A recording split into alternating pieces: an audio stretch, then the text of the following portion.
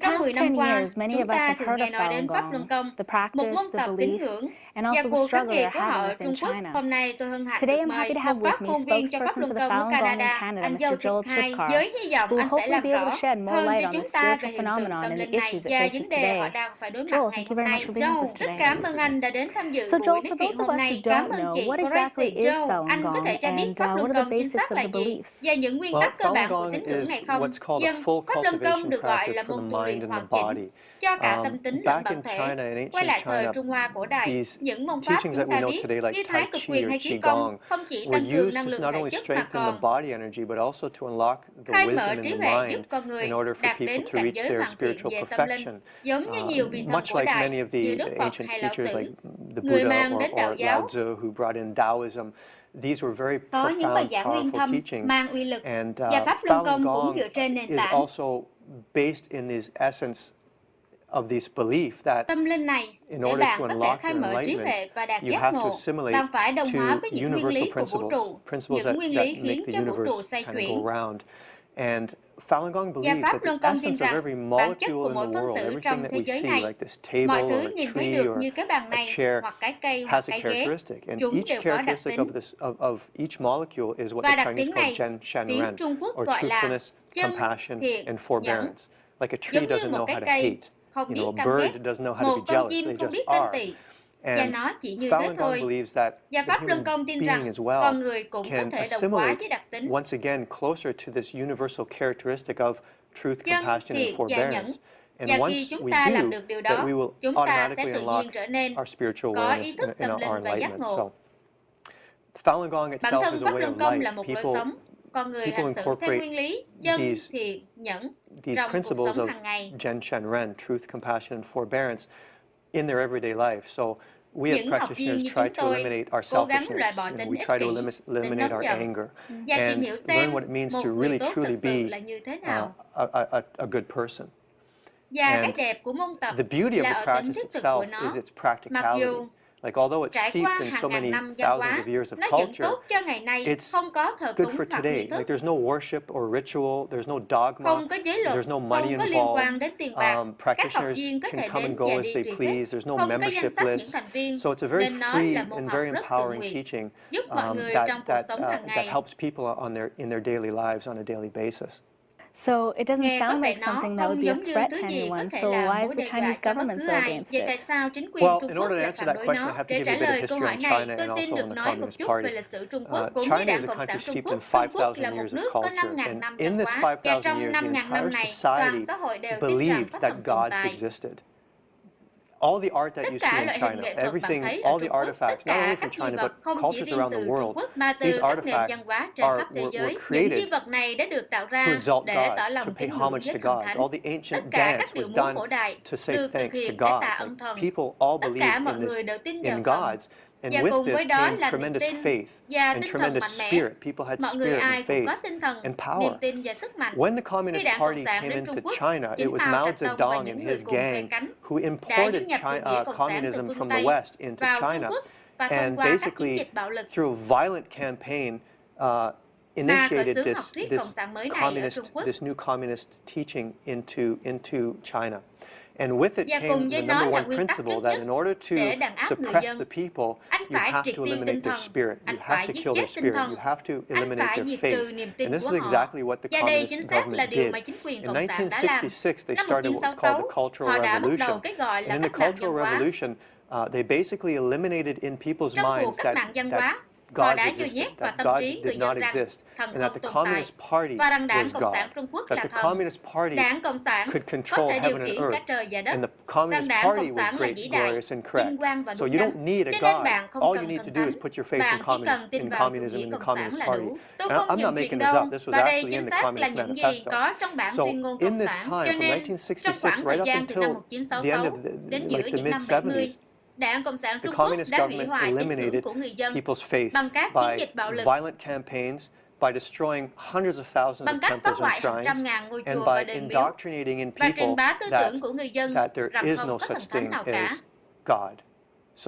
Nên bây giờ tại Trung Quốc là một xã hội rất tin vào vô thần. với những người theo tôn giáo như Phật giáo, Đạo giáo, Thiên Chúa giáo. Nhưng những tôn giáo này bị buộc phải thề trung thành với đảng hơn là tín ngưỡng vào thần. Mọi tôn giáo ở Trung Quốc ngày nay đều bị kiểm soát bởi Đảng Cộng sản. Nếu bạn không tuân theo, bạn sẽ bị dán nhãn là tổ chức dị giáo và bạn sẽ bị đàn áp. Nhưng khi cách mạng dân hóa kết thúc, vào cuối những năm 70, chính quyền bắt đầu lo ngại. Bởi vì sau khi diệt trừ đức tin của người dân, họ bắt đầu phát bệnh. Nó cũng là quy luật thông thường thôi. Nếu tâm bạn an hòa, thân thể bạn sẽ ảnh hưởng theo. Nếu tâm bạn khó chịu và không có niềm tin nào cả, bạn sẽ bắt đầu phát bệnh. Và vào những năm 80, Đảng Cộng sản đã để cho một vài kho báu tâm linh trong quá khứ quay lại với Trung Quốc, như Thái cực quyền và khí công, những môn tu luyện tinh thần và thể chất hoàn chỉnh. Nhưng bây giờ chúng chỉ dành cho chữa bệnh khỏe người mà thôi, chúng chỉ dành cho thể chất. Vậy là chính quyền không cho phép về mặt tinh thần, nó chỉ cho phép về mặt thể chất. Trong những năm 80, xảy ra sự bùng nổ của khí công và hàng triệu người đã bắt đầu tập khí công và trở nên khỏe mạnh. Vào năm 1992, người sáng lập Pháp Luân Công là ông Lý Hồng Chí đã giới thiệu Pháp Luân Công ở Trung Quốc. Và Pháp Luân Công một lần nữa không chỉ mang đến các bài tập giúp trị bệnh khỏe người, mà còn là môn tu dưỡng tinh thần. Ông đã mang lại một môn tu luyện hoàn toàn các tâm lẫn thân. Từ năm 1992 đến năm 1994, nó rất được ưa chuộng tại Trung Quốc, thậm chí còn được khen thưởng bởi chính quyền Cộng sản. Môn tập được chế độ ủng hộ, được hỗ trợ để người sáng lập mở các lớp thuyết giảng ở khắp nơi tại Trung Quốc. Nó đã được trao giải Bình Tình Công Phái vào năm 92 và 93 và được Bộ Công an, giống như FBI của Mỹ, đánh dương vị Pháp Luân Công tăng lại đức tính tốt, hạn chế phạm tội cho xã hội. Nó lan rộng khắp Trung Quốc nhanh hơn bất kỳ môn rèn luyện tâm linh nào trong lịch sử. Cho đến năm 1994, khi chính quyền Cộng sản tiếp xúc với người sáng lập và nói, we want to start charging money for this teaching because it's so powerful. We want to start charging money because it's popular. And the founder said, no, this is a cultivation practice. It's for the spirituality of the people, and it's not to be capitalized. It's not for sale. So he distanced himself from the arm of the communist government that was kind of overseeing Tai Chi and Qigong. And at that point, the communist government started to attack him. So from 94 to 1999, these abuse continued to happen. And in 1999, the communist leader at the time, NHzemN ordered a violent persecution against Falun Gong when his survey found that over 100 million Falun Gong practitioners were practicing in China. That's about 1/12 of every Chinese person in China, including high-ranked Communist Party members and their families. So experts say he was very politically insecure and jealous, and he used Falun Gong as a political tool to kind of fluff his feathers and show fear to his political circle and also the rest of China. And from 1999 until today, every human rights organization in the world, Amnesty International, Human Rights Watch, the United Nations, have documented the atrocities happening inside China. Over 100 million people are forced into exile. Hundreds of thousands are being tortured in labor camps today, and tens of thousands of people have been murdered in police custody. So today, Falun Gong is the number one human rights atrocity happening in China today. Many say that the Chinese government cracked down on Falun Gong because they were afraid that spiritual practice like Falun Gong could overtake the government, something which had been done in previous dynasties. Yeah, I'd say that this is really a moot point. It doesn't make a difference. There's an old saying, don't think about why a crazy person does a crazy thing or it will drive you crazy too. The issue is, whatever the excuse the Communist Party came up with, there is no excuse for the murder and torture and defamation of millions of people just because they choose to practice their faith of choice, or just because they choose to stand up to protect not only their Chinese constitutional right to believe in their faith, but also their human right to believe in their faith. về Pháp Luân Công sẽ không trở thành tổ chức chính trị như Đảng Cộng sản đã lo ngại sao? Tôi xin nói rằng làm sao Pháp Luân Công có thể làm chính trị được? Pháp Luân Công chưa bao giờ đòi hỏi dân chủ ở Trung Quốc, họ chưa bao giờ đòi cai trị Trung Quốc, họ chưa bao giờ đòi Đảng Cộng sản từ chức. Điều duy nhất học viên Pháp Luân Công muốn là chấm dứt cuộc đàn áp và đưa những người phải chịu trách nhiệm ra công lý. Thực tế là Đảng Cộng sản và các quan chức phải chịu trách nhiệm cho tội ác chống lại nhân loại. Thứ nhất là do họ đã thực thi những chủ trương này, và thứ hai là do họ làm ngơ để cho chuyện này xảy ra với hàng triệu con người. Nếu có một gã đàn ông đột nhập vào nhà, cưỡng hiếp mẹ và sát hại cha của bạn, liệu bạn có đi đến đồn cảnh sát hay chính phủ nhờ giúp đỡ không? Cái này có được xem như làm chính trị không? Đây chính xác là những gì đang diễn ra đối với các học viên Pháp Luân Công ở khắp Trung Quốc. Có những báo cáo về việc bắt giữ bất hợp pháp, bạo lực, đánh đập, sốc điện đến chết, cưỡng hiếp, hiếp dâm tập thể, cưỡng bức phá thai, tra tấn. Những gì đang diễn ra là không thể tin được. Nhưng còn nữa, vào năm 2006, một tổ chức độc lập đã phát hiện rằng dựa vào tài liệu của Đảng Cộng sản Trung Quốc thì có đến 41.500 ca ghép nội tạng được thực hiện mà không xác định được nguồn nội tạng là từ đâu. Qua điều tra thì phát hiện rằng những nội tạng này là từ các học viên Pháp Luân Công bị giết chết, những người ở trong trại lao động và nhà tù, và được xét nghiệm máu để chọn tạng cho phù hợp với ca ghép tạng. Và những nội tạng này được rao bán qua các trang web của chính phủ và cơ quan chính phủ với giá lên đến 160.000 đô la Mỹ. Đây là những gì học viên Pháp Luân Công đang phải đối mặt hôm nay. Muốn chấm dứt tội ác này chẳng phải là nhân đạo sao? Nếu hãng Coca-Cola hay IBM đang gây tội ác này chống lại một nhóm người và chúng ta tập hợp lại để chấm dứt nó, thì nó không bị xem là làm chính trị, nó chỉ bị xem là làm chính trị bởi vì kẻ vi phạm nhân quyền này, thủ phạm này đang ẩn nấp dưới cái lốt của một chính phủ. Cho nên, việc học viên Pháp Luân Công muốn nó ngừng tay thì không phải là làm chính trị. Nhưng tôi muốn nói sâu thêm một chút về cái nhãn chính trị này bởi vì nó rất quan trọng. Trong suốt 60 năm, Đảng Cộng sản Trung Quốc đã tẩy não người Trung Quốc để họ tin rằng nếu ai tấn công đảng hoặc chỉ trích đảng thì những người đó đang chống lại Trung Quốc và chống nhân dân Trung Quốc. Việc này đổi lại đã tạo ra lớp người Trung Quốc yêu nước cực đoan, những người sẽ quay lưng lại và tấn công bất cứ ai mà bị chế độ dán nhãn là làm chính trị hoặc phản quốc, và nó trở thành một cái công cụ khôn khéo mà Đảng Cộng sản Trung Quốc tạo ra để bảo vệ đảng khỏi bị tẩy chay bởi những người khác vì tội ác của mình. Ví như tổ chức Ân xá quốc tế lại bị coi là tổ chức chống Trung Quốc bởi vì họ thực sự cố gắng chấm dứt hành vi tra tấn người dân của Đảng Cộng sản Trung Quốc. Nhưng bạn sẽ thấy người dân Trung Quốc đứng lên và tấn công tổ chức Ân xá quốc tế, tấn công chính các tổ chức đang cố gắng bảo vệ họ, bởi vì họ tin chắc rằng tổ chức này có liên quan đến chính trị, bởi vì chế độ đã dán nhãn là nó có liên quan đến chính trị và chống Trung Quốc. Cho nên đây là loại tư duy mà bạn sẽ phải động chạm đến tại Trung Quốc khi chế độ nhắm vào bất kỳ ai hoặc dán nhãn bất kỳ ai là làm chính trị. Vâng, Pháp Luân Công đã bị Đảng Cộng sản Trung Quốc giáng một nhãn khác là tà giáo. Anh có ý kiến gì không? Vâng, người Tây Tạng là kẻ khủng bố, người Duy Ngô Nhĩ là tội phạm, Pháp Luân Công là tà giáo, luật sư nhân quyền giúp đỡ người dân tại Trung Quốc là bạo loạn lật đổ, Đạt Lai Lạt Ma là kẻ ly khai, tổ chức Ân xá quốc tế là chống Trung Quốc. Toàn là những nhãn mác này. Và kể từ bây giờ, nếu bất kỳ ai tin một thứ gì từ lời Đảng Cộng sản nói ra, thì tôi nghĩ rằng đã đến lúc thức tỉnh và nhìn nhận lại rồi. Kể từ năm 2000, tổ chức Ân xá quốc tế đã lật tẩy cái nhãn tà giáo gán lên Pháp Luân Công.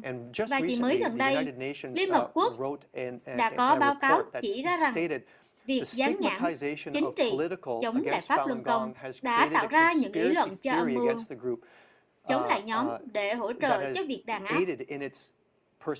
Hãy nhìn những sự kiện đã qua. Kể từ năm 1994, Pháp Luân Công được luyện tập tại 60 quốc gia trên thế giới với hàng triệu người, và nó đã được dịch sang 13 thứ ngôn ngữ. Không một ai ở bất kỳ nơi nào trên thế giới đã từng bị kết án hay bắt giữ vì phạm pháp cả. Ở bất kỳ nơi nào trên thế giới cũng vậy. Tất cả các thỉnh nguyện trên khắp thế giới của chúng tôi đều được hồi đáp vì nó lý trí và ôn hòa. Peaceful appeals. Pháp luân công không dính líu đến tiền bạc chút nào cả. Nếu bạn muốn tham gia học pháp luân công, nó hoàn toàn miễn phí, không có thờ phụng hay nghi lễ gì cả, không có giới luật. Pháp luân công dạy người ta phải quý trọng gia đình, phải thành một người sống có trách nhiệm hơn, phải sống theo nguyên lý chân, thiện và nhẫn. Từ đệ nhị thế chiến cho đến cuộc diệt chủng Bát Nia đến Adawan, vũ khí số 1 trong mọi chiến dịch diệt chủng là tuyên truyền. Tuyên truyền được dùng để che đậy tội ác của chế độ và tước đoạt nhân phẩm của nạn nhân để họ có thể bị giết hại mà không gặp rắc rối gì.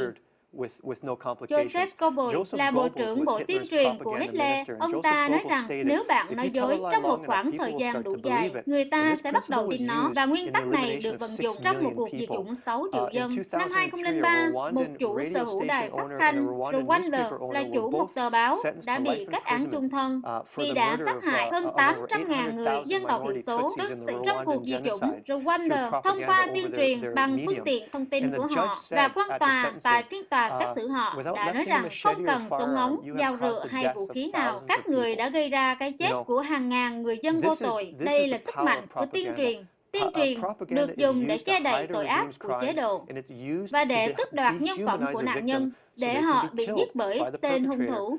Làm thế nào mà Đức Quốc xã có thể giết hại 6 triệu người? Làm thế nào mà bác sĩ Trung Quốc có thể giết 41.500 học viên Pháp luân công để cắt mổ nội tạng của họ đem bán? Họ có thể làm vậy bởi vì họ không xem học viên Pháp luân công là con người. Họ coi các học viên là kẻ làm chính trị hay phần tử tà giáo hoặc tội phạm. Và đây là vấn đề. Và đây là điều chúng tôi phải đối mặt. Đây là lý do tại sao chúng ta phải ý thức hơn về cuộc tuyên truyền này và sức mạnh của nó. Vậy là đã 12 năm kể từ khi cuộc đàn áp chính thức bắt đầu và Đảng Cộng sản nói rằng họ thực sự đã xóa sổ được Pháp luân công tại Trung Quốc rồi, đúng không? Vâng, nếu họ đã làm được, tại sao họ vẫn còn đe dọa các quan chức chính phủ nước ta phải im lặng trước các thỉnh nguyện của Pháp luân công, hoặc tại sao họ liên tục gửi thư đến các quan chức thành phố chúng ta để đe dọa rằng nếu chúng ta có ngày Pháp luân công, hoặc nếu các quan chức nước ta viết giấy khen cho Pháp luân công, thì họ sẽ bị mất quan hệ làm ăn với Trung Quốc. Đó là bởi vì Pháp luân công vẫn không bị tiêu diệt. Vào năm 2006, một đại sứ Trung Quốc tại Úc đã từ bỏ chức vị đại sứ của mình vì lương tâm. Ông ấy đã nói với giới truyền thông rằng Đảng Cộng sản đã không thể hiểu được các cuộc thỉnh nguyện ôn hòa của Pháp luân công để bảo vệ quyền tự do tín ngưỡng của mình. Bây giờ, họ lại không để cho cộng đồng quốc tế biết những chuyện họ đã làm với Pháp luân công. Đây chính là vấn đề Đảng Cộng sản phải chịu trách nhiệm cho tội ác tày trời chống lại nhân loại. Nên mục tiêu số 1 của họ là cố gắng che đậy những tội ác với xã hội để họ khỏi phải bị đưa ra công lý. Đây là điều mà Pháp luân công đang phải đối mặt hôm nay. Và tại sao Đảng Cộng sản lại sợ tiếng nói của Pháp luân công? Nhưng anh không nghĩ rằng chúng ta phải yêu cầu Trung Quốc thay đổi sao? Tôi cho rằng những người nói như thế hoặc là không biết bộ mặt thật của chế độ này, hoặc là họ chỉ hứng thú với việc làm ăn và không thực sự quan tâm đến nhân quyền. Sự thật thì chính phủ Canada chúng ta đã yêu cầu Trung Quốc nhiều năm rồi, nhưng vấn đề nhân quyền vẫn một ngày tệ hơn. Bạn không thể mong đợi chính quyền Trung Quốc làm gì, trừ phi bạn tuân theo những đòi hỏi của nó. Họ là một chế độ lưu manh và sẽ không thay đổi vì bất kỳ ai, và những ai nghĩ họ sẽ thay đổi chỉ đang lãng phí thời gian mà thôi, hoặc chỉ là đang tung hỏa mù để kinh doanh làm ăn với Trung Quốc mà không cần lo đến vấn đề nhân quyền.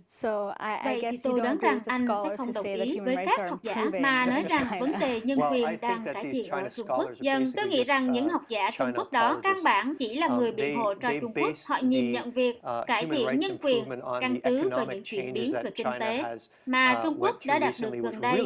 Điều thực sự chỉ có ảnh hưởng đối với một nhóm nhỏ ở Trung Quốc. Hãy hỏi những người Tây Tạng xem vấn đề nhân quyền ở Trung Quốc có được cải thiện không?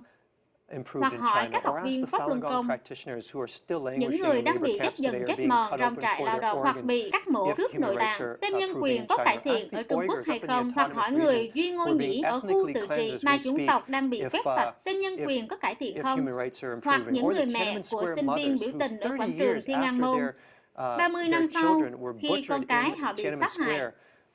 Những người sẽ bị đánh đập hoặc tra tấn trong tù. Nếu họ đòi quyền được khóc than cho cái chết của con cái họ, hãy hỏi họ xem nhân quyền có cải thiện không. Sự thật thì nhân quyền vẫn không cải thiện. Chính quyền Trung Quốc tiếp tục là kẻ lạm dụng nhân quyền số 1 trên thế giới, và thật đáng buồn những ai làm ngơ chuyện này. Joel, anh cảm nhận thế nào về câu trả lời cho tất cả những thứ này, và anh thấy Pháp Luân Công sẽ như thế nào trong tương lai? Tôi nghĩ rằng điều quan trọng nhất chúng ta nên ghi nhớ là hãy nhìn vào dấu hiệu của Đảng Cộng sản. Họ là kẻ dối trá nhất trong thế giới chúng ta hôm nay. Nếu bạn tìm kiếm trên Google chữ China the Nazi thì bạn sẽ tìm được 5 triệu kết quả. Bất cứ khi nào có chuyện gì xảy ra tại Trung Quốc, họ luôn luôn bảo rằng người ta phải tránh xa khỏi chuyện nội bộ của họ. Đây là vấn đề chính trị, hoặc là họ chối bỏ nó. Bất cứ khi nào bạn nghe điều này, bạn biết chắc chắn rằng Trung Quốc đang lừa dối. Tôi nghĩ rằng chúng ta phải tiếp tục ghi nhớ điều này và tiếp tục hỗ trợ những ai đang đứng lên, hỗ trợ cho việc bảo vệ nhân quyền cho người dân Trung Quốc hôm nay. Xin cảm ơn anh đã tham gia buổi nói chuyện của chúng tôi hôm nay.